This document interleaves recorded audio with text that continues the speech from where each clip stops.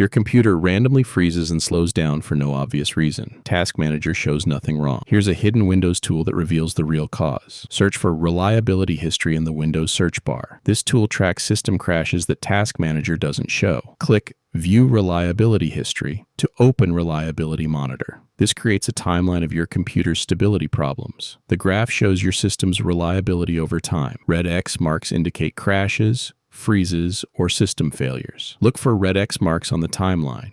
Each one represents a system problem that could be causing your slowdowns. Click on a red X to see details about what went wrong. This might show a driver crash or software failure. Check if your slowdown started after these error events. The timeline shows exactly when problems began. Click on the error event and select View Technical Details for more specific information about the failure. The technical details show the exact file or driver that caused the problem. See what is wrong and fix the problems according to what it says. Restart your computer after fixing the issue to clear any remaining system instability. Return to Reliability, monitor after restart to see if the system stability has improved. The graph should show fewer errors and better overall system stability after fixing the identified problem. Reliability Monitor reveals the exact cause of random slowdowns that other tools miss. Use it to track down persistent system problems.